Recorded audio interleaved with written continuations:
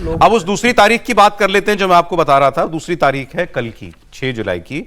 कल राम मंदिर के ट्रस्ट की मीटिंग होनी है और उसमें फैसला होगा कि ये चंपत राय और बाकी जो लोग हैं इनका क्या किया जाए। चंपत राय जी का इस्तीफा स्वीकार होगा, ये सब लोग बता रहे हैं, लेकिन ये कल ही पता चलेगा। इसके अलावा क्या वो ट्रस्ट में फिर भी बने रहेंगे अगर वो महासचिव के पद से इस्तीफा दे दें, वो भी हमको कल ही पता चलेगा। चंपत राय जी क्या अयोध्या छोड़ेंगे या अयोध्या में ही रहेंगे? अभी तक की जानकारी के मुताबिक तो वो सिर्फ अयोध्या में नहीं, मंदिर परिसर में ही रहते हैं। वो सारी बातें भी हमको कल पता चलेंगी। इस बीच आज राम मंदिर चढ़ावा चोरी के 5 आरोपियों से पुलिस जेल में पूछताछ कर रही है, लेकिन अब कल की मीटिंग क्या लेकर के आती है ये हमको पता चलेगा। और संघ का बयान आना, संघ का बयान में ये कहा जाना कि बड़ी चिंताजनक बात है, भरोसा और जो असमंजस की भरोसा बरकरार रहना चाहिए और असमंजस की स्थिति दूर होनी चाहिए, ये भी उन्होंने कहा। तो इस पर मैं आपको ममता बनर्जी का एक बयान दिखा देता हूं ताज़ा, क्योंकि अभी लेटेस्ट उन्हीं का बयान आया है। अच्छा, वो बताने अभी है नहीं, लेकिन अरविंद केजरीवाल, अखिलेश यादव, ममता बनर्जी, शिवसेना, यूबीटी, सबके निशाने पे इस वक्त बीजेपी, आरएसएस और विश्व हिंदू परिषद वो हैं। क्या खबर है त्रिपाठी जी कल की मीटिंग को लेकर? नहीं, देखिए, मतलब ये थोड़ा दुर्भाग्यपूर्ण है, लेकिन वर्टिकल स्प्लिट हो गया है, ये जो मेरी जानकारी है, और ऐसा स्प्लिट नहीं होना चाहिए था। एक वर्ग है जो कह रहा है कि भाई चंपत जी, उनका कोई दोष नहीं है। एक वर्ग है जो कह रहा है कि चाहे दोष हो या ना हो, राम मंदिर अगर न्यास को ठीक करना है तो उसको करना होगा। यहाँ तक कि जो अयोध्या के संत हैं उनमें भी इसको लेकर वर्टिकल स्प्लिट हो गया। मैं उनकी बात नहीं कर रहा हूँ जो राजनीतिक तौर पर विरोधी हैं। उसमें एक जो जिसको कहते हैं ना, जो दिनेंद्र दास थे जिनके बयान से आया, उन्होंने गोपाल राव पर बड़े आरोप लगाए। तो ये कहा जा रहा है कि अगर चंपत राय और अनिल मिश्रा ने त्यागपत्र दिया तो गोपाल राव ने त्यागपत्र क्यों नहीं दिया। ये भी एक चर्चा बहुत जबरदस्त तरीके से, और वो कह रहे हैं कि आखिर उनका क्यों। उनका एक वीडियो भी आया था ना जिसमें वो कह रहे थे कि अच्छा लग रहा है, इस्तीफा लेकर ही मानोगे। वो भी थोड़ा एरोगेंस वाला वीडियो था। लेकिन जो स्थितियां हैं उसमें मुझे लगता है कि त्यागपत्र कल इन दोनों का स्वीकार हो जाएगा। और चंपत राय और अनिल मिश्रा, हाँ, और मेरी जो जानकारी है, मेरी ये व्यक्तिगत जानकारी है कि चंपत जी भले ये कह रहे हैं कि हम रहेंगे जब तक निष्कलंक न हो जाएं, दाग न धुल जाए, लेकिन बहुत स्पष्ट है कि वो न्यास में किसी भी तरह से अब नहीं। वो आप लोगों ने बात की ही नहीं कल, वो जो वो कह रहे हैं अपना, जो कह रहे हैं प्रधानमंत्री से रात को 1:30 बजे मुलाकात, मेरी नहीं, वो तो झूठ बोल रहे हैं। विनय कटियार, वो तो झूठ। विनय कटियार जी ने आपने कोई बयान देखा नहीं? कह रहे रात को 1:30 बजे मेरी प्रधानमंत्री से बात हुई। अब कब हुई, कहां हुई, पता नहीं। प्रधानमंत्री ने कहा क्या हो रहा है भाई? मैंने कहा सब ठीक हो जाएगा, और उसके बाद जांच शुरू हुई। वो विश्व हिंदू परिषद के आलोक कुमार जी अंतर्राष्ट्रीय अध्यक्ष हैं, उनसे पूछा गया, उन्होंने कहा कि ये कुछ मुझे साउंड माइंड से बात करते हुए नहीं दिखाई दे रहे थे। बिल्कुल। अच्छा, ऐसा मुझे भी लगा। मैंने उनके 2-3 बयान सुने, इंटरव्यू भी सुना। अब उन्होंने वो टाइम भी बदल दिया प्रधानमंत्री से बात होने का। पहले 1:30 बजे कह रहे थे, दूसरे इंटरव्यू में रात को 11:30 बजे उन्होंने कहा। 11:30 बजे तरह से बोल रहे हैं उसको देखिए ना, वो कुछ उनकी मनस्थिति जो भी हो, कुछ अजीबोगरीब सी लग रही है। पीएमओ को खंडन आया है कि बात नहीं हुई है? खंडन भी आ गया नहीं है, वो सवाल कर रहे हैं। अरे सवाल कर रहा हूँ, आप काम जवाब देने का है।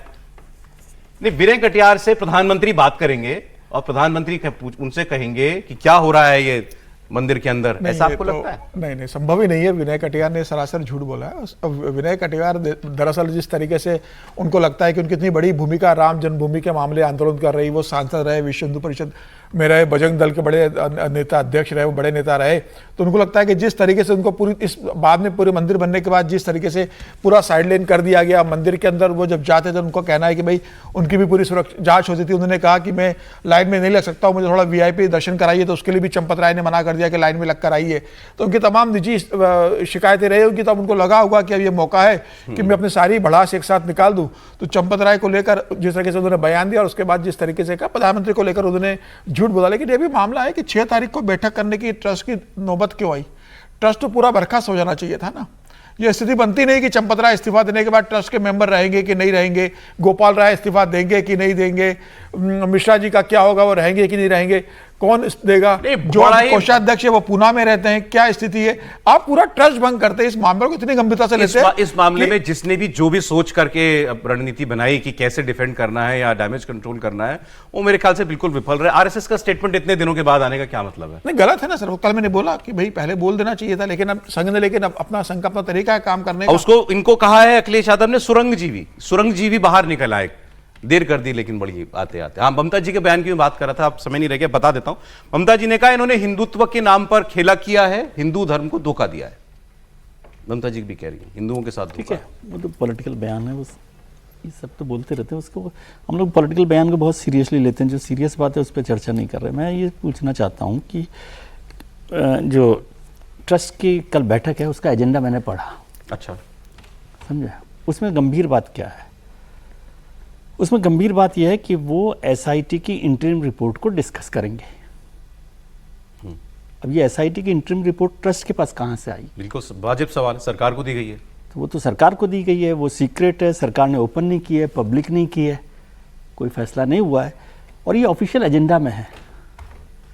तो मेरे को पहले तो ये सवाल समझना है कि ट्रस्ट और जो लोग हैं जिसमें आरोपी हैं जो नहीं हैं वो तो अलग मुद्दा हो गया, लेकिन ट्रस्ट एसआईटी की इंटरिम रिपोर्ट को कैसे डिस्कस कर सकता है ऑफिशियल एजेंडा के तौर पर? ये तो एक गंभीर सवाल है ना।